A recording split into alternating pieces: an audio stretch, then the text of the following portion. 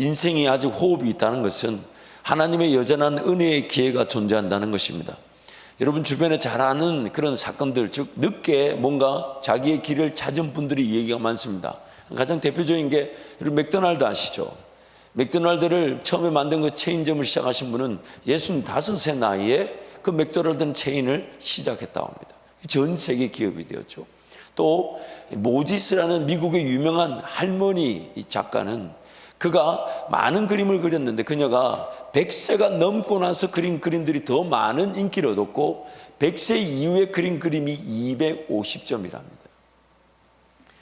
우리는 뭐 전문가가 아니라서 별로 놀라지도 않고, 여러분 250점의 그림을 그리려면 이게 뭐 앉아서 이러고 끝나는 게 아니잖아요. 하루에 한 점씩만 그려도 250일인데 250점이라는 얘기는 그 모지스라는 할머니 작가가 노년이지만 그의 길을 발견했을 때 얼마나 그 삶의 길이 충실히 걸어가는 걸 알 수 있지만, 제가 오늘 적용하고 싶은 것은 인생의 나이는 중요하지 않아요. 왜냐하면 모세도 80세 나이에 부름을 받지 않았습니까? 또 여호수아와 갈렙도 분명히 40세 때 45세 때 그 가나안 땅 정복을 자기네들은 분명히 원했습니다. 그러나 나머지 10명의 정탐꾼들이 그것을 원하지 않았다는 이유로 그 여호수아와 갈렙은 광야에서 40년을 보내야만 했지만, 그러나 하나님은 85세 그 나이에도 여호수아와 갈렙이 그 가나안 땅을 차지하는 리더들이 되게 하셨습니다.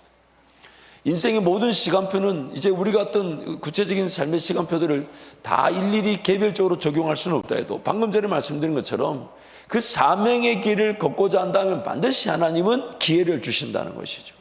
그것이 모세처럼 자기 어떤 인간적 실력과 능력으로 그것이 감당되려고 했다 할지라도 실패한 듯 보였던 광야 40년을 하나님은 모세를 새롭게 빚으시는, 즉 하나님만이 성령의 불을 붙이셔서 그를 사용하여 사명의 길을 걷게 만들 수 있다는 것을 보여주신 것이고, 사모하며 그 땅을 차지하기를 원했지만은 나머지 그 공동체 전체가 이해하지 못한다는 이유로 그 40년의 인내의 시간처럼 보였으나 하나님은 여호수아와 갈렙을 그 40년 하나님의 말씀을 사모하며 기대하며 바랬다가 마침내 모세조차도 들어가지 못했던 가나안 땅을 그들은 들어가서 그 땅을 전쟁을 치르고 차지하는 은혜를 누리게 하셨다는 것입니다. 인생은 그 시간표에 따라 결정이 되는 것인데, 다름 아닌 사명의 길을 걷고자 한다면 단 하루도 하나님은 놓치지 않고 사용해 주신다는 것이죠. 제가 신학을 하면서 참 많이 들었던, 그리고 지금까지도 저를 만나면 저는 항상 제가 신학을 할 때부터 사역을 가고 또 담임 목사 되고 그 모든 지금까지 과정을 보면 아마 제 평생이 그럴 것 같아요. 같은 어떤 그 협력과 동력을 요구하는 학생들 혹은 교회 사역 혹은 담임 목사 그 교제를 가보면 저는 항상 어렵습니다. 전도사 때도 어렵고, 그리고 목사 사역할 때도 어렵고, 심지어 담임 목사 돼서 이제 어떤 교회에 분명한 위치가 있다 보니까 이제 대화를 나누며 교제를 하는 분들 만나보면 아예 저는 나이를 묻질 않습니다. 제가 제일 어립니다. 제가 제일 물론 겉으로 보기엔 그렇지 않을 수가 있어요. 아니 이러면 그게 웃기는 일이에요. 지금 굉장히 지금 마음이 아파서 저는 지금 내가 어떻게 하다가 이렇게 돼. 그걸만 보면 가슴이 아픕니다. 흰머리가. 그리고 제가 원래 여러분 머리가 굉장히 이쁜 곱슬머리입니다. 제가 주여가 왜 나와요 거기서 지금? 아니 주여가 왜 나와요? 제가 비가 오면요 이 앞머리가 살살살 꼬이는 게 그래 이뻐요. 아니 제 어릴 적 사전 보면요 다 예뻤다고 그래요. 아니 다른 사람 몰라도 사모님은 왜 고개 숙여요? 그런데 이제 이게 흰머리가 나다 보니까 어느 순간 곱슬머리가 직모가 돼버렸어요. 검은 머리는 여전히 곱슬머리인데 흰머리들은 무조건 직모라네요. 그러니까 이제 제 머리가 쭈삣쭈삣 서기 시작해요. 아니 뭐 놀래서 서는 게 아니고 흰머리 때문에. 그래서 이걸 또 염색을 하려고 하니 또 우리 장로님들 몇 분이 너무 어려 보인다고. 그리 흰머리를 하라고. 요즘 들어서 이제 그래도 염색을 하라는 소리를 많이 들어요. 그런데 귀찮아서 못합니다. 아무튼 뭔 얘기하다가 지금 그런데 여러분, 제가 신학을 할 때든 혹은 이제 목회자 그룹의 교제를 할 때든 특히 제가 신학을 할 때 저한테 그런 부러움의 어떤 소리, 그 유학을 하면서 참 많이 경제적으로 어렵고 힘든데도 제가 볼 때는 저런 분들이 더 여유가 있고 정말 더 좋아 보이는데, 그래서 어떤 분들은 저에게 막 기름도 넣어주시고 이렇게 식사도 제공해 주시면서 하시는데, 그분들 하시는 말씀이 신앙이 없었던 게 아니래요. 어릴 적부터 그분들은 어떤 곁길로 간 것도 아니었어요. 최선을 다해 신앙생활하며 직장생활하며 정말 주님과 동행하면서 열심히 살아왔는데, 그래서 그분들이 서 있는 그 직장의 영역에서, 사회 영역에서 정말 하나님이 영광을 받으실 만한 그런 뭐 업적이라면 업적의 열매가 있는데도 저한테 이래요. 만약 내가 다시 40년, 50년 전으로 돌아간다면 직접적으로 복음을 전한 일에 덤벼들었을 것인데, 직접적으로 복음을 전한 일에 헌신했을 텐데, 그래서 거기서 그 사람들을 길러내고 사람들을 세우고 그런 어떤 법인을 세우고 그 비영리 법인들을 세워서 그것을 통해 헌신하는 하나님 나라 확장의 기회를 봤을 텐데, 제가 이 얘기를 정말 한 3명, 4명한테 들은 것 같아요. 그러면서 저한테 그래요. 도대체 누가 전사님한테, 목사님한테 가르쳐줘서 젊은 시절부터 그 신학의 길을, 한 길을 그렇게 시작하고 걸어갈 수 있었냐고. 제가 그때 이제 막 30대 초반, 뭐 20대 후반에 그런 얘기 들었을 때는 그 가치를 잘 몰랐는데, 제가 주님 은혜로 한 길을 걸어와 오늘 또 이 귀한 교회에서 단임 목회라는 이 사역을, 역할을 감당하면서 이제 그분들이 그 무엇을 부러워했는지를 알 것 같아요. 물론 아직도 이 귀한 역할에 대해서는, 소중함에 대해서는 이제 더 많이 알아가겠지만 그분들이 왜 저한테 그런 말을 했는지를 알 것 같아요. 그래서 그분 중에 한 분이 이런 얘기 하셨어요. 정말 철저하게 신앙 안에서, 그리고 유학을 올 때부터 새벽 기도를 단 한 번도 빠진 적 없고, 그리고 직장에서 그 높은 위치, 더군다나 그런 유학생들 모임에 또 강사도 가시고 간증도 하시고 교회 또 부흥의 주역이 되셨는데, 그분은 이래요. 그래도 주님이 나를 이만큼 써주셔서 감사한데, 내가 할 수 있는 것 안에서 신앙생활 한 것과 아예 할 수 없는 영역에서 신앙생활이 되게 하는 주님의 인도하심을 전혀 몰랐다고 얘기해요. 내가 살 수 있는 삶의 자리에서 철저하게 구별되어 주님께 다 드린다고 드리면서 살아왔던 시간이 지나고 보니까 내 계획과 내 욕심의 한계 아래에 있었다. 단 한 번도 술을 마셔본 적이 없고 단 한 번도 일탈해 본 적이 없었대요. 오직 한 길, 예수 복음 위에 살아야 된다고 왔는데, 지나고 보니까 이제 그분 표현이에요. 모두가 다 그렇다는 게 아니라 지금 제가 설명드리고 싶은 게 뭐냐면, 자기 욕심, 정욕이 나를 얼마나 괴롭히고 있는지, 주의 길을 걸어간다 오는 그 길에서 그렇게 하나님과 동행하며 몸부림치며 신앙생활하며 헌신하며 구별됨을 지향했지만, 그분 표현이 이것도 자기 욕심이었다는 거예요. 그래서 내가 할 수 없는 그 영역에서의 그 주님을 기대하고 기다리보다 내가 할 수 있는 길에서 구별되는 게 전부인 줄 알았다는 거예요. 물론 그것도 쉽지 않지만 그래서 항상 하나님께 달려나와 기도할 때마다, 하나님 이거 하고 싶어요, 이 일이 이루어지고 싶어요, 이거는 많았는데 그게 어떤 오락이나 유행이나 문화 습관을 따랐던 것도 아니고 하나님 그분의 교회와 영혼들을 섬기기 위한 거였는데, 그런데 하나님 이것 말고 더 놀라운 일이 있습니까? 하나님 이거 말고 제가 더 순종해야 될 길이 있습니까? 제가 할 수 없으나 주님은 하실 수 있는 기적의 길이 있습니까? 이거를 놓치고 살았대요. 그래서 저에게 부럽다고 하시더라고요. 다시 돌아간다면 한 길 예수 복음 위에 달려가면서, 그리고 날마다 기도 제목이 있다면 이미 주어진 사역의 자리, 삶의 자리에서 감당할 것 감당하고 섬기고, 그건 마땅한 것이죠. 그에 대한 지혜도 필요하고 하나님의 방법도 필요하겠지만, 그거보다 더 큰 포션, 더 큰 부분, 더 많은 영역은 뭐가 기도해야 되냐면, 내가 모르고 있고 내가 할 수 없지만 주님은 꿈꾸게 하시고 주님은 그 길 걸어가자 하신다면 저는 그 길 걸어가길 원합니다. 이 기도를 다시 해보고 싶으시대요. 그래서 저보고 그런 꿈을 꾸라고, 그런 삶을 살라고. 참 그때 그 말이, 근데 사실 제 성향 자체는 물론 요즘 이제 대전에 어떤 교회 와서 성향이 많이 바뀌었습니다만은, 제 성향 자체는 정말 이런 표현, 좀 밑도 끝도 없이 내지르고 도전하고 시도하는 걸 좋아하는 타입이에요.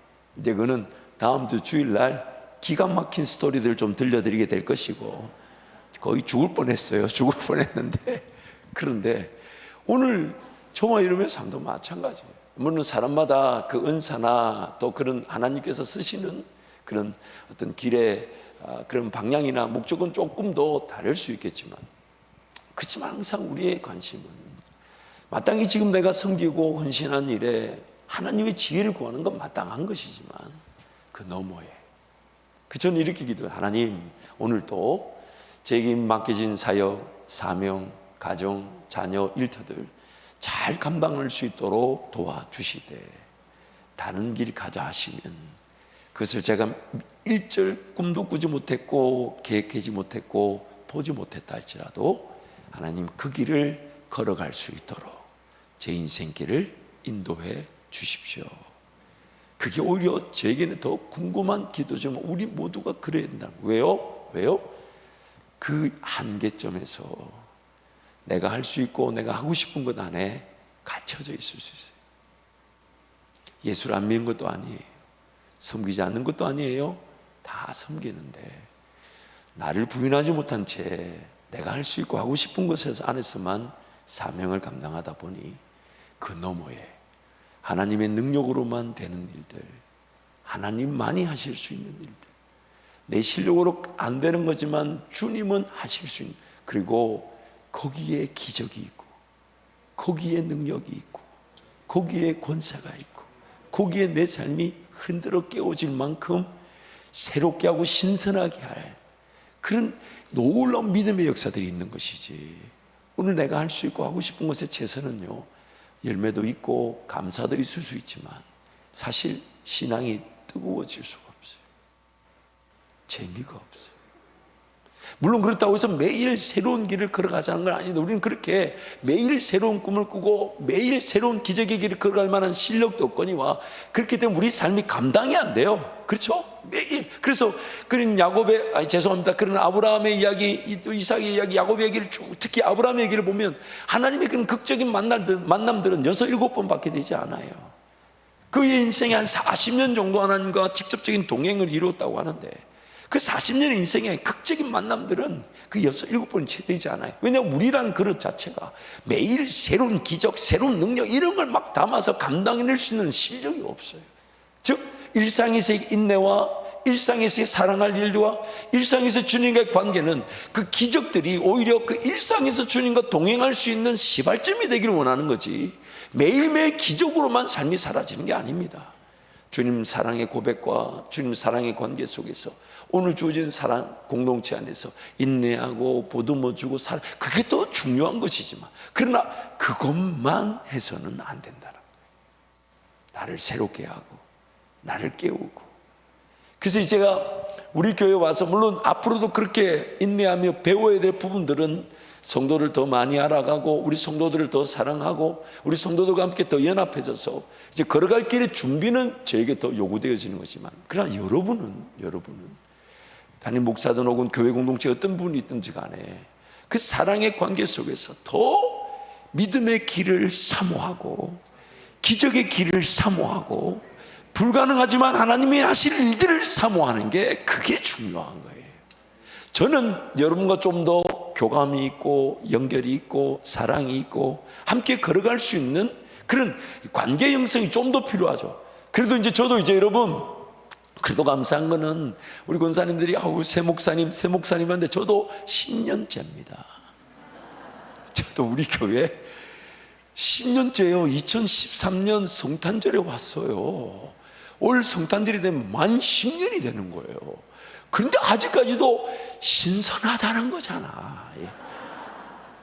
아니 여러분, 이 웃음 무슨 웃음? 나는 여러분 언제 여러분하고 이 개그 코드가 맞을지 내가 모르겠는데, 이게 지방세계 문제인지 제 문제인지. 그러나 여러분, 이제 그래도 저는 더 정말 우리 성도들 더 알아가며 사랑할 기회를 더 모색하겠지만, 여러분은 함께 우리 신앙생활을 했던 40년, 30년, 20년 함께 걸었던 여러분들은 우리 이 사랑의 관계를 통해 하나님이 더 놀라운 믿음의 길을 걸어가셨을 때 걸어갈 수 있는 기도가 살아나기를, 꿈이 제시되기를, 비전이 제시되기를. 그래서 우리 함께 그 사랑했던 동력자들끼리 야 한번 가보자 했을 때 그 안에 어떤 고비가 있든지 어떤 위기가 있든지 그 공동체가 깨어지지 않으면서 하나님의 기적을 볼 수 있도록, 그것이 우리 성도들의 기도가 되어야 되며, 저는 우리와의 관계 속에서 하나님이 그래도 최선의 꿈을 꾸게 하시고 최선의 비전을 가게 하실 때, 그것이 오늘 우리가 걸어갈, 우리를 새롭게 하며 우리를 깨워주며 우리를 다시 살리는 기적의 길이 될 것이니까. 그러나 오늘도 그 기적을 바라지만 사랑할 사람을 사랑하고 섬길 자들을 섬기고 헌신할 자를 헌신하며 또 내 가정과 일터에서 인내하며 주님과 동행하면서 예수 그분을 바라볼 때 반드시 그 기적에게는 나타날 수밖에 없습니다. 그러면 여러분, 옆에 분을 더 사랑해야 합니다. 더 사랑해야 합니다. 더 섬겨야 합니다. 그리고 주님이 부르시면 이제 같이 손 붙잡고 뛰어가는 거예요. 그때 가서 네 스타일 내 스타일 이런 거 따질 것 없이 우리 서로 아니까 그 전력 질주할 수 있는 그런 꿈이 생기는 거죠. 그러니까 옆에 분한테 한 번 더 축복하시죠. 제가 더 사랑하겠습니다. 우리 장로님들 좀 더 끈적하게 해주시면 좋을 것 같아요. 끈적하게. 너무 자주 보는 사이라고 대충 하지 마시고 다시 한 번 더 다른 편에서 제가 더 사랑하겠습니다. 제가 더 사랑하겠습니다. 그래서 여러분, 어떤 꿈이든 우리 주님이 꾸게 하시면 우리 그 길 미친 듯이 달려가기를 축복합니다. 우리 지난주 말씀에 이어서 오늘 이제 십자가에 대한 말씀을 살펴봅니다. 헨리 워드 비처라는 분이 이런 얘기를 했어요. 이 세상에서 우리가 취하는 것이 아니라 포기하는 것이 우리를 뭘로 만든다고요? 부자로 만든다. 그래서 주님이 이렇게 얘기하셨죠. 자기를 부인하는 것.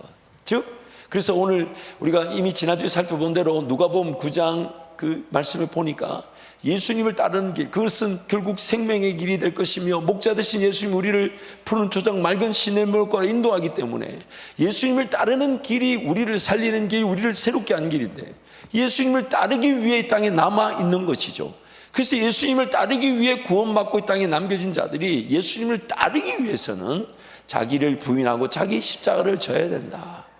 그래서 그 자기 부인과 그 자기 십자가라는 것을 그 다음 구절에 얘기합니다. 누구든지 살고자 하면 어떻게 되고요? 죽게 되나. 누구든지 죽고자 한다면 그는 살게 될 것이다. 자기 죽음이라는 것 분명한 것이 전제되지 않으면, 그리고 결국 자기 십자가를 지는 것도 자기 죽음이 전제되는 거예요. 지금 내 생각에는 인생의 이 문제가 더 긴급하고 더 소중하고 더 빨리 내가 처리해야 될 우선적인 것처럼 보여도 주님이 너 그거 말고 너 이거 해. 이러면 자기 부인이라는 것은 내려놓는 것이지만 자기 십자가를 진다는 것은 내가 그것을 취하는 부분이죠. 그러니까 주님이 이렇게 얘기하시죠. 누구든지 수고하고 무거운 짐진 다 주님의 몸, 주님이 어떻게 하신다고요? 시게 하시는데 그 방법이 뭡니까? 쉽고 가벼운 주님의 멍에를 지게 하신다는 거예요. 즉 엉뚱한 짐을 지고 있으니까, 근데 그 엉뚱한 짐이 무거우니까 나를 지치게 그래서 히브리서 말씀에 나를 짓누르는 게 두 개가 있다요. 얽매이기 쉬운 죄와 무거운 짐들. 그 무거운 짐들이 뭡니까? 내가 선택하고 내가 결정했던 그런 경제적인 것, 사회적인 것, 관계적인 부분들, 그것이 나를 무겁게 만드는 거예요. 근데 그 무거운 짐을 지고 있으니까 예수님 하는 말이, 나는 원래 너 그거 지는 거 원치 않았다. 나는 원래 너 그거 지는 것으로 인생을 계획하지 않았다. 그러면서 주님이 이렇게 얘기하시죠. 내 짐을 져라. 그러니까 우리는 뭐라고 얘기하냐면, 아니 지금 이 삶을 사는 것도 힘들어 죽겠는데 주님은 또 와서 자기 짐 지라 그러니까. 근데 그 원리가 뭐냐면요, 내가 그걸 무거운 짐을 지는 그 시간과 물질을 주님의 짐을 지는 쪽으로 바꾸어지게 되면 자연스럽게 내 무거운 짐 자체는 내려놓아지게 되고 주님의 짐을 지는 곳으로 쉽고 가벼운, 즉 수고하고 무거운 짐들이 내려놓아지게 된다는 겁니다. 그리고 나서 알게 되죠. 내가 지고 있었던 문제를 내가 해결할 줄 착각했지만, 그래서 그 자식 문제, 직장 문제, 일터 문제, 내 삶의 문제, 그 내가 지지 않으면 아무도 해결 못 해줄 줄 알고 지고 있었는데, 주님이 나도 그 문제 안다, 그 문제로 고민하지 말고, 그 문제로 쓸데없는 데 시간, 물질 쓰지 말고 너 여기 와서 주일학교 교사해, 봉사해, 섬겨. 네 마음에 들지 않을 수 있어. 그래서 자기 십자가를 말을 썼겠죠. 내가 원하는 거면, 내가 할 수 있는 거면 십자가를 말을 쓰지 않았을 겁니다. 그러나 주님이 십자가다, 져라, 이거 한번 해봐봐, 이거 한번 해봐봐, 이거 한번 해봐봐. 그래서 내가 이 무거운 짐을 지고 있는 내가 힘들어 죽겠는데, 기도만 하면 주님이 자꾸 저 사람 사랑하라 그러고, 저 사람 먼저 전도하라 그러고, 저 목사가 그렇게 말하니까 한번 봉사하러 가보자 하고 할 수 없이 갔는데, 놀라운 것은 내 인생의 짐을 주님이 해결해 주신다는 거예요. 예수님을 따르는 제자들의 모습 중에 베드로의 모습을 보면 이런 말씀이 나와요. 그물질을 하고 이렇게 정리하고 있는데 예수님이 다 오더니 너는 나를 따라오너라. 물론 누가복음 4장에 보면 그런 구체적인 대화가 나오죠. 근데 그 장면이 다른 사건일 수 있고 같은 사건일 수 있으니까 일단 마태복음 말씀만 보면 너는 나를 따라오너라, 내가 너로 사람을 남겨놓아야 되겠다. 밤새 그물 하나도 못 잡고 그물 지고 있다가 뭐라고 표현하냐? 배와 그물과 또 누구를 버려뒀다? 부모님까지 다 버려두고 예수를 따랐대요. 그런데 그 다음 장에 가보면 예수님이 베드로의 장모의 열병을 고쳐주는 사건이 나옵니다. 그럼 이렇게 한번 쉽게 질문을 던져보죠. 베드로가 만약 내 부모가 질병에 걸려있어, 당시 열병이라는 것은 원인을 파악할 수 없는, 아마 우리 어르신들은 어릴 적에 정말 안타깝지만 열나다가 죽은 자녀들이 많았습니다. 그러니까 그 열병이란 그 당시에는 이건 죽음에 가까운 병일 수도 있어요. 그런데 베드로가 예수님 나를 부르시니까, 실제적으로 예수님 그렇게 얘기하셨잖아요. 나를 따라올 때 할 때 내가 가서 부모와 작별 인사를 할 때 그것도 못하게 하셨어요. 그런데 주님이 그걸 못하게 하신 게 아니라 뭘 원하셨냐면, 예수님이 부르실 때 그 자리에서 배와 그물과 부모님까지 버려두지 않고 하는 말이, 우리 장모님이 아파요, 예수님 장모님 열병이라도 나오면 갈게요 라고 했다면 장모 열병은 베드로 능력으로 고쳐졌을까요? 고쳐졌을까요? 근데 배와 그물과 부모님까지 다 버려두고 주님 따라갔더니 주님이 베드로 장모의 열병을 고쳐주러 가셨다는 겁니다. 고쳐주러 가셨다. 이게 바로 자기 십자가를 지는 겁니다. 내 삶에 긴급하고 소중한 일들이 많이 있을 수가 있습니다. 그러나 그것이 우리 주님이 모르시지 않아요. 반드시 필요한 일이라면 그에 합당한 은혜를 주셔서 그 일이 해결되게 하실 것이지만, 그러나 지금 주님이 보실 때는 예수 따르는 게 생명의 길이며 예수 따르는 게 인생의 진정한 복인데, 그걸 따르는 일을 늦추고 있는 게 그게 안타까우신 거예요.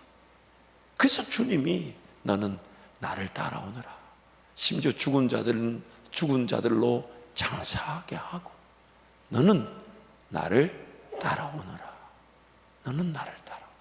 그게 주님이 우리에게 끊임없이, 왜요? 예수 따라가야만이 생명의 길이기 때문에. 그래서 예수 따르기 위해서는 자기 십자가를 져야 되는데, 그래서 그 자기 십자가를 지게 되면 자기 부인이 일어날 수 있지만, 그런데 안타까운 것은 자기 부인이 없이 자기 십자가를 지려고 할 때마다 번번이 실패한다는 거예요. 마치 모세처럼 뭐가 정욕인지, 뭐가 탐심인지, 뭐가 육체의 욕구인지 모른 채 이스라엘 백성들을 자기를 통해 구원하여 주실 그 하나님의 사명을 감당하려다 완전히 실패하여 기의 그 정욕과 탐심과 육체의 욕구가 완전히 힘을 빠질 때까지 40년이라는 시간을 광야에서 보냈다는 겁니다. 40년 만에 하나님이 그를 찾아갔다는 얘기는 그 40년의 시간 동안 사명을 실패하게 만들었던 육체의 욕구와 정욕과 탐심이 완전히 죽어버렸을 때 그때 찾아가셨다는 거죠. 그러므로 오늘 첫 번째 우리의 문제가 뭐냐면 자기 십자가를 져야 되는 건 알지만 자기가 부인되지 않은 채 그 십자가를 지는 것, 그게 더 위험하다는 거예요. 또한 자기 십자가를 잘 지게 되면 자기 부인이 일어나지만 그러나 그 자기 부인은 온전한 부인은 될 수 없어요. 예를 들면 자식이 부모의 말에 잘 순종했다고 해서 그 자식의 고질적인 문제가 같이 해결되어졌다고 볼 수는 없는 겁니다. 그러므로 주님의 관심은 예수님을 따르기 위해, 그러나 그 예수님을 따르는 길도 사실 우리는 잘 분간을 못해요. 정말 이 길이 예수님 따르는 길일까 아닐까 질문을 던지면 늘 정말 주님께 더 기도하며 인내하지 않으면 그 길을 확인할 방법이 없어요. 또한 자기 십자가를 져야 되는데 자기 십자가가 뭔지, 그래서 대부분의 그런 십자가를 이렇게 전하는 책들을 살펴보면요, 자기 십자가에 대한 가장 대표적인 오해가 뭔지 압니까? 남편이 십자가다, 뭐 아내가 십자가. 어떤 책은 그 다 십자가 아니라는 거예요. 그 십자가 아니라, 물론 무겁긴 하죠. 까다롭긴 하죠. 그리고 이런, 저는 물론 안 까다로워요. 저는 안 까다로운데 이게 조금 수습이 안 되는 분위기인데, 근데 그게 자기 십자가 아니라는 거예요. 그 자기 십자가는 궁극적으로 예수의 지신 십자가를 말하면서 오늘 나에게 주님이 말씀하시는 거예요. 만약 남편이 십자가라면요, 그럼 주님이 내가 너 그 사람하고 결혼하라고 했던 게 아닌데 이러면 뭘 할 거예요? 뭘 할 거예요? 그러면 자기 십자가가 아닌 거예요. 주님이 지게 하시는 십자가가 자기 십자가인데, 그래서 그 자기 십자가도 사실 파악하기가 쉽지가 않아요. 과연 이 사명이 맞는지, 이 일이 맞는지 잘 모르는데, 그런데 놀라운 거는 자기를 부인할 요소와 내용은 너무 명확하고 분명하다는 것. 내 안에 정리되어야 될 육체의 욕구, 다이어트 해야 돼요, 말아야 돼요? 옷장에 옷이 사이즈 있으면 언젠가 입을 것 같아요? 지금 기부하는 게 나을 것 같아요? 잘 모르세요? 부인되어야 될 게 많다는 얘기를 하는 거예요. 지금 자기가 부인되어야 될 게 모르는 사람이 있을까요? 그것이 내 욕심이든 혹은 관계에서 나타나는 것이든, 자기 십자가는 정말 명확하다라고 말하기가 쉽지 않아요. 정말 예수 따르는 게도 마찬가지죠. 정말 예수님 바라보고 인내하며 예배하며 기도하지만 내가 예배했다고 예수 따른다 이렇게 말할 수 없어요. 예수님을 따르고 싶어 예배하긴 하지만, 그런데 자기를 부인하는 것은 날마다 가능합니다. 내가 나를 죽이는 건 날마다 가능해요. 그리고 말씀을 읽을 때마다, 혹은 말씀을 안 읽어도 관계나 내 인생살이에서 나의 욕심, 정욕, 탐심을 쉽게 발견할 수가 있어요. 그리고 그걸 발견했을 때 그 발견된 마음, 마치 히브리서 4장에 나오는 것처럼 하나님 말씀이 좌우의 날선 검처럼 나 혼과 영과 심지어 관절과 골수를 다 찔러 쪼개서 지으신 것이 하나라도 그 만물 지으신 하나님 앞에 드러나지 않음이 없다. 그때 우리의 느낌이 뭐냐면, 뭐 더 큰 은혜를 주세요, 비즈니스가 잘 되게 해주세요, 사업이 잘 되게 해주세요, 이게 아니고 이 더러운 죄인을 하나님 용서해 주십시오. 그런데 내가 오늘 죄를 짓고 안 짓고 해서 그 죄가 결정되는 게 아니라 내 폐부 심령을 찔러 쪼개면 쪼갤수록, 드러내면 드러낼수록 나의 죄의 그 근원은 끝도 없이 튀어나옵니다. 그 정욕과 탐심은 끝도 없이 올라옵니다. 그래서 하나님 말씀은 늘 살아있어서 그걸 계속 쪼개는 거예요.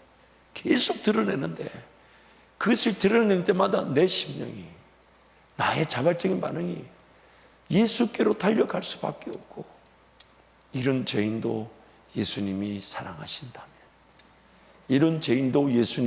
사랑하신다면, 그때 우리는 나 같은 죄인 살리신 그 은혜 고맙다고 그냥 감사하고 눈물로 예배할 수밖에 없는데, 놀라운 거는 나는 그냥 죄인됨에 용서받은 것만 해도 너무 감사하고 행복한데, 성령 하나님은 그것이 십자가의 길의 시작이 되게 하신다는 거예요.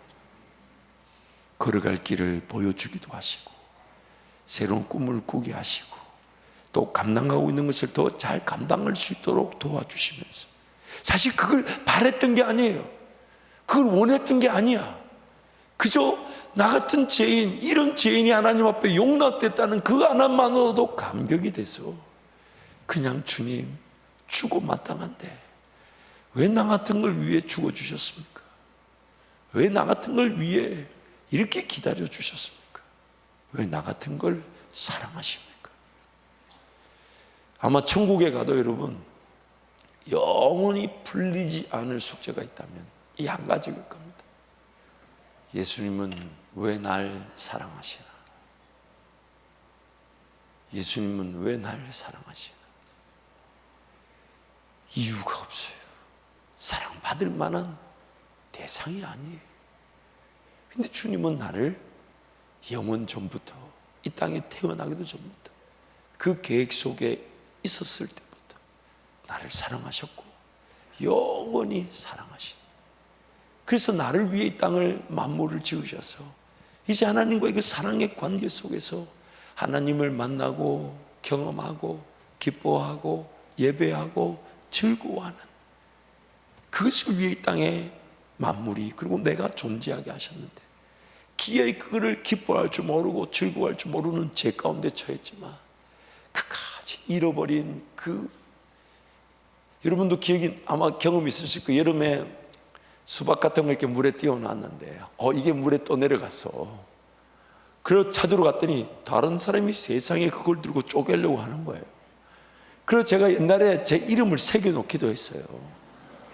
아니 이렇게 칼 같은 걸로 이렇게 꾹 눌러가지고 종진킴 이렇게 해서, 왜냐하면 이게 또 내려가가지고 다른 사람 손에 가버리니까 내 거라 하니까 마음 좋은 사람들, 저 같은 사람들이 그렇군요 이렇게 주겠는데, 어떤 사람들은 그게 아니래, 자기 거래.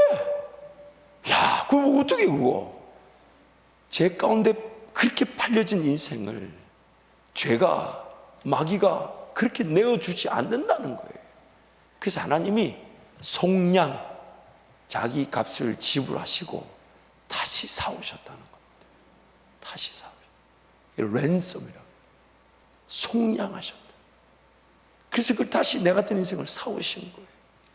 그리고 나 같은 인생이 가만히 내버려두면 여전히 나를 괴롭히고 있는 그 죄의 속성에, 욕심에, 정욕에, 그런 육체의 욕구에 또 시달리면서 죄의 지배 아래 또 거하게 되니까, 그걸 어떻게든 해결하기 위해 이루신 일이, 내가 믿든 안 믿든, 신앙생활 하든 안 하든, 내가 하나님의 자녀란 이유로 태어나기도 전에 나를 위해 이루신 일이, 죄와 허물로 죽은 나를 십자가에다가 못 박아버리셨다는 거예요. 그래서 갈라디아서 2장 20절에 이렇게 얘기하는 거예요. 우리 한 번 더 함께 선포합니다. 갈라디아서 2장 20절 말씀 함께 선포합니다. 내가 그리스도와 함께 십자가에 못 박혔나니 그런즉 이제는 내가 사는 것이 아니요 오직 내 안에 그리스도께서 사시는 것이라. 이제 내가 육체 가운데 사는 것은 나를 사랑하사 나를 위하여 자기 자신을 버리신 하나님의 아들을 믿는 믿음 안에서 사는 것이라. 내가 그리스도와 함께 십자가에 못 박혔다는 것은 영어 원문을 보면 I have been crucified with Christ. 누군가 나를 십자가에다가 못 박았다는 뜻입니다. 내가 한 일이 아니라 예수님이 죄와 허물로 죽은 나를, 그래서 내버려 두면 지옥 가는데, 하나님 그분 보실 때는 아무런 가치가 없는데, 살았다 하지만 죽었는데 그걸 끌고 와가지고 자기 거니까. 왜요? 누가 값주고 사셨습니까? 누가? 예수님이. 나를 그 십자가에다 그냥 못 박으신 거예요. 내 의지와 관계없이. 왜요? 내가 아직 죄인 되었을 때, 내가 아직 연약할 때, 내가 하나님과 원수 되었을 때에 그리스도께서 우리를 위하여 죽으심으로 하나님께서 우리에 대한 자기의 사랑을 이미 확증하셨습니다. 그래서 나를 그때 십자가에 못 박아버리신 거예요. 마치 한 알의 밀이 땅에 죽으면 많은 열매를 거둘 때에 그 태어나는 열매들은 예수 DNA를 가지고 태어나듯이 우리가 구원받을 때에 예수님 죽은 나를 십자가에다 못 박으시는 것으로 내 구원을 이루신 것이죠. 문제는 길 지나가다가 강건하여 예수를 믿은 저와 여러분 같은 사람들은 예수 십자가에 내가 못 박혀 있다는 걸 모른다는 겁니다. 그리고 그걸 언제 발견하게 되냐? 내 힘으로 인생이 사라지지 않는다는 것을 또 그것도 발견하면 은혜인데 평생 그거 발견하지 못한 채 살다가 마지막 죽기 직전에 발견한 사람도 있었다는 거예요. 그게 바로 한편 십자가 강도였죠. 그러므로 오늘 저와 여러분이 예수 십자가에 달리는 줄 모르니까 내 마음대로 뭐가 안 돼. 내 원하는 대로 안 돼. 내 생각대로 안 돼. 안 사라지면 좋겠는데 사라지는 모든 시도가 나중에 다 헛사예요. 다 소용없어. 알고 보니까 나는 아무것도 아니고 나는 아무것도 할 수가 없고 아무거나 해서는 안 되는 존재였어요. 왜? 어디 달려 있으니까? 십자가에. 그래서 여러분, 하나님께서 우리를 십자가에 달려놓으셨다는 것은 동전의 양면처럼 두 가지 내용을 함께 가지고 있습니다. 절대로 우리를 포기하지 않으시고 지키시고 보호하신다는 뜻이 있지만 다른 면은 하나님의 자녀이기 때문에 세상 방식대로 비록 그가 하나님을 모르고 잘 믿지 못하며 경험하지 못했다 해도 세상 방식대로 사라지도록 내버려 두지 않으신다는 것. 그렇다면 하루라도 빨리 하나님 방식에 맞추고 가는 게 가장 현명한 것이죠. 가장. 그 방식이 뭐냐? 나를 부인하는 거죠. 뭔가 할 수 있고 계획 세울 수 있고 시도할 수 있고 도전해 볼 수 있는 것을 십자가 앞에다 다 갖다 놓고 무릎을 꿇고 이것이 주님의 계획입니까? 주님의 방식입니까? 주님이 원하시는 겁니까? 주님이 정말로 나에게 주신 꿈입니까? 이렇게 해도 되겠습니까? 이 길 가도 되겠습니까? 정말 됩니까, 주님? 정말 됩니까, 주님? 그런데 기도해 보면 잘 느껴져요, 안 느껴져요? 대답하기 싫죠. 잘 느껴져요, 안 느껴져요? 안 느껴지니까 나는 분명히 물었어요. 나는 내 길 갑니다. 말은 안 하지만 그렇게 인생을 결정하며 가버리면 내가 부인된 걸까요? 내가 산 걸까요? 하나님이 분명히 살아계신다면 끝까지 하나님이 나에게 말씀하실 때까지 기다리는 게 정석이죠. 심지어 내 인생의 문제 어려움이 풀어지지 않아도 오늘 우리 주님이 너는 나를 섬기라 하시면 예배해야 되는 자들입니다. 주님 따라가야 되는 자들이에요. 세상이 뭘 하든지 간에 인생의 문제 어려움 해결되지 않아도 나는 주님 섬겨되는 자예요. 그렇다면 자기를 부인할 수 있는 게 인생 최고의 은혜인 거죠. 성령 하나님은 지금 자기 부인을 할 수 있도록 어떻게든 말씀을 통해 진로 쪽에서 가르쳐 주기를 원하시고 그것을 어떻게든 이길 수 있도록 도와주시고 어떻게든 주님이 원하시는 그 짐, 생명의 성령의 법을 따르면서 죄와 사망의 법을 벗어날 수 있도록 도우시기를 원하는데 우리는 자꾸만 추가적인 은혜, 내가 돈 좀 벌면 내 일이 좀 잘 되면 내 자식끼리 결혼을 잘하고 내 자식이 취직을 잘하고 근데 여러분 질문을 던져봐야 돼. 그 문제 해결되지 않고 자식들이 잘 풀리지 않고 내 인생에 필요한 거 채워지지 않아도 나는 누군가 하는 거예요. 나는 뭐 해야 되냐? 나는 뭐 해야 됩니까? 과연 내가 더 돈을 벌고 내 자식들이 잘 되고 일단 결혼부터 하고 일단 취직부터 하고 일단 안정적인 삶을 살고 나면 그럼 그때 주님 따르는 겁니까? 그게 다 안 돼도 나는 오늘 주님 따르는 거예요. 따르지 않으면 안 되는 내 인생이에요. 그런데도 그걸 철저하게 부인할 줄 모르고 그죠? 내가 어느 정도 기도했다. 나 어느 정도 예배했다. 주님 기다려봤다. 근데 안 들리더라. 안 나타나더라. 그러면서 선택한 그 길은 과연 생명의 길일까요? 사망의 길일까요? 주님을 기다려야 되면 알지만 그러나 이거라도 해야 되지 않냐라고 선택한 그 삶은 과연 십자가의 길인 건가요? 아니면 십자가를 어쩔 수 없이 져야 되는 길인가요? 그러므로 오늘 우리는 예수 십자가에 달린 줄 모르니까 그걸부터 알아라. 그래서 그걸 얼마나 모르면 이렇게 제안하죠. 로마서 6장 말씀 1절부터 이런 말씀이 나와요. 한 절씩 한번 교도해보게 볼게요. 로마서 6장 1절을 보면 그런즉 우리가 무슨 말을 하리요? 은혜를 더하게 하려고 죄에 거하겠느냐? 그럴 수 없느니라. 죄에 대하여 죽은 우리가 어찌 그 가운데 더 살리요? 무릇 그리스도 예수와 합하여 세례를 받은 우리는 그의 죽으심과 합하여 세례를 받은 줄을 알지 못하느냐? 그러므로 우리가 그의 죽으심과 합하여 세례를 받음으로 그와 함께 장사되었나니 이는 아버지의 영광으로 말미암아 그리스도를 죽은 자 가운데서 살리심과 같이 우리로 또한 새 생명 가운데서 행하게 하려 함이라. 만일 우리가 그의 죽으심과 같은 모양으로 연합한 자가 되었으면 또한 그의 부활과 같은 모양으로 연합한 자도 되리라. 우리가 알거니와 우리의 옛사람이 예수와 함께 십자가에 못 박힌 것은 죄의 몸이 죽어 다시는 우리가 죄에게 종노릇하지 아니하려 함이니 이는 죽은 자가 죄에서 벗어나 어렵다 하심을 얻었음이라. 만일 우리가 그리스도와 함께 죽었으면 또한 그와 함께 살 줄을 믿노니 이는 그리스도께서 죽은 자 가운데서 살아나셨음에 다시 죽지 아니하시고 사망이 다시 그를 주장하지 못할 줄을 알미로라. 그가 죽으심은 죄에 대하여 단번에 죽으심이요 그가 살아계심은 하나님께 대하여 살아계심이니. 함께 갑니다. 이와 같이 너희도 너희 자신을 죄에 대하여는 죽은 자요 그리스도 예수 안에서 하나님께 대하여는 살아있는 자로 여길지어다. 어떻게 하라고요? 여길지어다. 받아들이라는 거예요. 이미 죄에 대하여서 난 어떻게 됐다? 죽었다. 왜요? 어디 달려 있으니까? 어디 달려 있으니까? 그 십자가에 달려 있음을 고백하기만 하면 나는 이미 내가 뭔가 하려고 하는 것이 아니라 그저 주님만 바라볼 수밖에 없어요. 왜요? 십자가에 달려 있으니까. 자, 안 되겠어. 자, 팔을 좀 벌려보세요. 좀 벌려봐.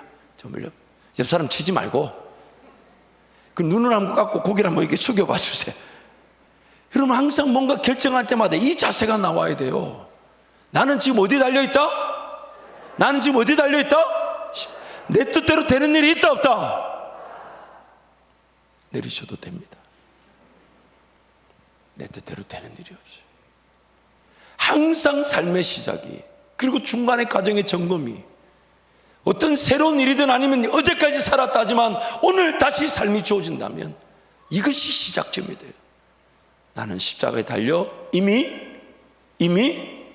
아니 십자가에 달려있으면 호흡은 하고 있어도 가치가 있습니까 없습니까? 가치가 있어요 없어요? 이미 우리는 죄와 허물로 가치가 없어요. 그거를 확인시켜 주려고 십자가에다 달아놓으신 거예요. 그리고 그것을 날마다 인정하게 될 때 그 십자가에서 살아도 좋은데 살고자 하겠습니까? 빨리 죽고자 하겠습니까? 아니 십자가에 안 달려봐 그런데 이 수련회를 그러니까 중고등부를 잘 나와야 돼요. 여름 수련회 가면 보통 그 십자가에다 올려놓고 못질하고 관에다 집어넣고 받고 이런 거 해야 되는데 제가 옛날에 할 때는 정말 좋은 동생들은 관 뚜껑도 반쯤 열어놓고 닫았다 열어주고 하고 좀 미운 놈들은 아예 못질을 합니다. 근데 여러분 보세요. 십자가에 나는 달렸다. 이미 달렸다.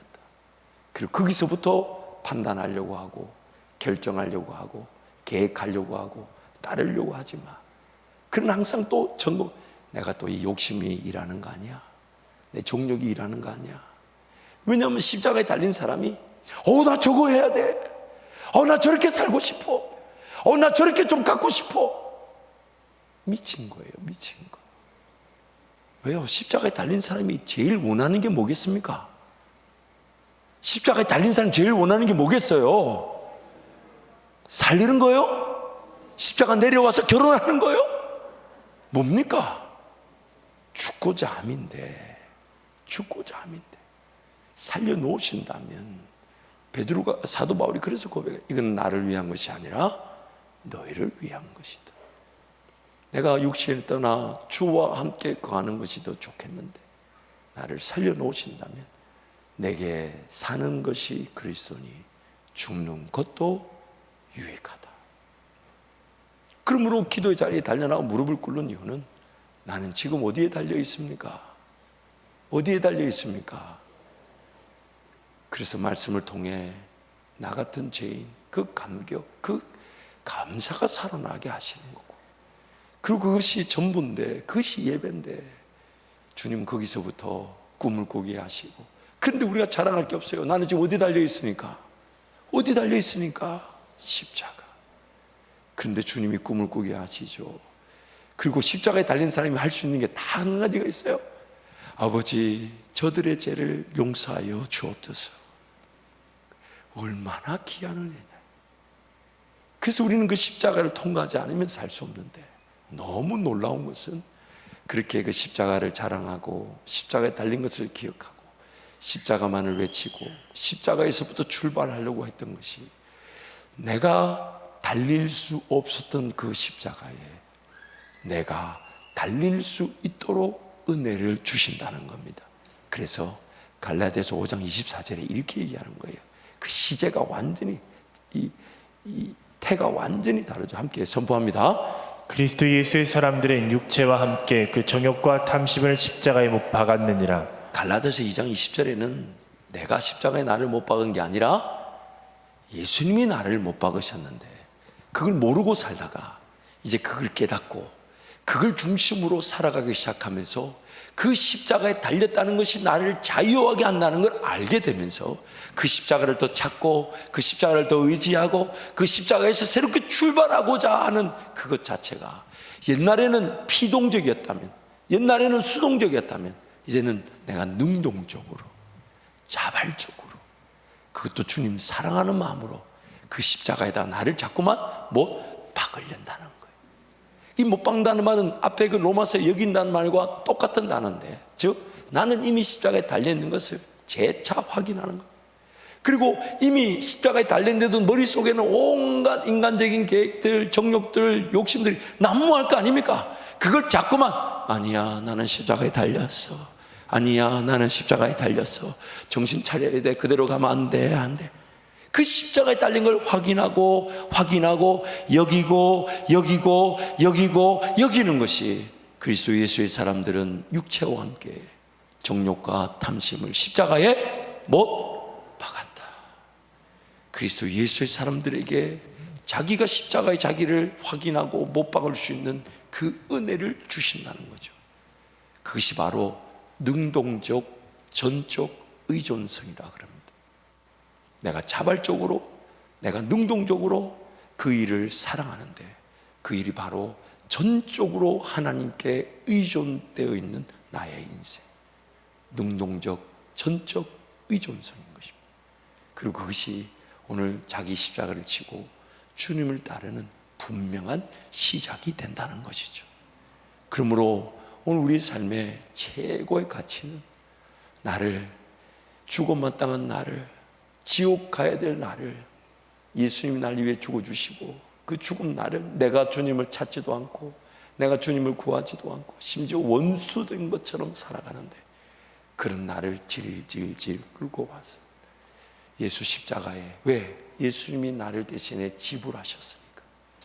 나를 그 십자가의 못을 턱 박아 놓으셨는데, 신앙생활하면서 그걸 평생 몰라가지고, 십자가에 박힌 줄 몰라가지고, 그러다 보니까 나중에는 어떤 세상살이, 신앙 이렇게 이분적으로 나눠져 있는 것도 문제지만은, 내가 주의 길을 걸어간다는 것조차도 내가 알 수 있고 하고 싶은 것이 전부인 양 착각한 채 그 안에, 그것도 욕심이고 정욕인데 그걸 몰라가지고 그 안에 갇혀 있을 수가 있는 나. 그러므로 오늘 저와 여러분이 다시 붙들어야 될 메시지는 다른 게 아니라, 예수님이 이미 나에게 이루어 놓으신 일들이 뭘까? 그것이 그 십자가라는 것인데, 그것이 로마서와 또한 서신서에서 얼마나 많은 다양한 각도에서, 그리고 그 얼마나 많은 깊이에서 그 십자가와 나와의 관계가 무엇인지를 구절절히 얘기하고 있으니, 그것이 궁금하고 그것이 사모되어져 그 말씀으로 달려갔더니 철저하게 나를 해부하듯 찔러 쪼개며 펼치시는 그 은혜 앞에서 우리가 할 수 있는 고백은 주님 살려주십시오. 긍휼히 여겨주십시오. 불쌍히 여겨주십시오. 이 나 같은 죄인, 물론 지난날에 지었던 죄만 해도 충분히 우리는 그 죄인됨을 알지만 앞으로도 어떤 죄를 어떻게 지을지 모르고 어떻게 그 욕심과 정욕에 휘둘려서 또 그 관계를 깨고 교회를 위협에 빠뜨리고 넘어뜨리고 쓰러지고 죄 가운데 가게 될지 모르는 죄인, 누군가의 얘기가 아니라 그 구약에 나타나는 그 모든 얘기는 나의 삶 가운데 일어날 수 있는 죄악들을 다 기록한 것이니 그게 믿어지고 그게 너무 힘들고 그게 아파서 정말 주님께 달려나와 은혜를 구하지 않으면 안 되는 그 십자가 앞에서의 죄인됨을 발견하는 것, 그게 바로 우리 신앙의 전부입니다. 전부입니다. 전부입니다. 그리고 그것만이 천국 들어갈 때 요구되는 유일한 사항입니다. 천국 앞에 서서 네, 이렇게 일했습니다, 이렇게 열매를 거두었습니다, 그런 말할 시간이 없어요. 그 제가 종종 이 여발을 들었잖아요. 제 앞에 이제 예를 들면 다 우리 한윤희 장로님 제 앞에 그러시는데 막 하나님이 그러 뭐 묻지도 않고 막 그 앞에 이제 김동희 목사 걸어갈 때는 조금 차갑게 왔나. 그 뒤에 우리 피디엔 전사 걸어갈 때는 니는 좀 저쪽에 좀 서 있어라. 저기요. 세컨더리 인스펙션이라고 그러죠. 니 조금 더 할 말이 있어. 들어오긴 들어온다. 니 좀 서 있어라. 근데 그 뒤에 서 있는 전사 미안해요. 내 본심이 나왔네. 그런데 동희 목사 그렇게 크게 웃으면 어떡하노? 어쨌든 그 뒤에 서 있는 자기 자신 한번 생각해. 주님 날 모른다 하시면 어떡하나? 그 생각 안 들겠어요? 그거 다 대놓고 내 이렇게 살았니 저렇게 했니, 그거 다 소용없다. 주님 그러셨잖아요. 귀신을 쫓아냈다는 둥, 병자를 살려냈다는 둥, 심지어 죽은 자를 살려냈다 해도 그게 나더러 주여 주여 한 자가 다 천국에 들어갈 것이야, 이 말이 끝나버리는 거예요. 그러니까 두근거리며 가서 말할 거라고 만약 말을 해야 되면 한마디밖에 없어. 예수님 날 위해 죽어 주셨습니다. 이 말 말고 그 천국 앞에서 할 말이 하나도 없어요. 뭘 했다 하면 그건 다 성령께서 하신 것이지 내가 한 게 아니야. 그 한마디밖에. 그런데 그 한마디는 거기서만 유효한 게 아니라 오늘 이 땅에서도 그거밖에 자랑할 게 없어요. 주님 나 같은 게 뭔데 이렇게 사랑하시고, 나 같은 게 뭔데 이렇게 십자가에 달아놓으시고 그 죄 가운데 거하지 않도록 끊임없이 은혜와 사랑을 부으시는지, 주님 이 죄인을 용서하여 주십시오. 용서해 주십시오. 이 감격, 이 감사가 오히려 살아나야 되고 이것을 사모할 줄 알아야 되며, 이걸 위해 말씀의 자리에 달려가 그 말씀이 나를 찔러 쪼갤 때까지, 그 말씀이 나를 찔러 쪼갤 때까지 내 안에 어딘가 분명히 죄로 말미암아 썩어 문드러져 가며 내 안에 분명히 죄로 말미암아 그 질병이 자리 잡고 있을 텐데 나만 모르고 있다면, 그래서 말씀의 자리에 가서 하나님 나를 찔러 쪼개 주십시오. 파헤쳐 주십시오. 완전히 드러내 주십시오. 그래서 내가 하나님 앞에 엎어져서 이 죄인을 용서해 주시고 이 죄인을 살려달라고 할 때까지 그 말씀의 역사로 나와 함께하여 주옵소서. 이제 한번 통성으로 같이 기도하겠습니다. 여러분 오늘 우리의 삶에 분명한 하나님의 은혜는 자기 십자가를 지고 주님 따르는 그 분명한 은혜가 있지만, 그것보다 더 주님이 원하시는 것은 내가 부인되는 삶, 육체와 함께 정욕과 탐심이 십자가에 못 박히는 그 은혜. 그래서 말씀을 주셨다 하니까 하나님의 말씀의 자리에서 내가 정말 살려달라고 말하지 않으면 안 될 만큼 그 말씀에 깊이를 더하여 주시고 날쌘 검처럼 나를 찔러 쪼개어 주셔서 매 순간 그 말씀의 자리에서 엎어져서 주님 나 살려주십시오, 나 구원해 주십시오, 나 용서해달라고 외칠 수밖에 없는 그 죄인됨의 가치, 그 무능한 가치를 깨닫게 하여 주옵소서. 주님 세 번 잡고 함께 동성으로 기도합니다. 주여.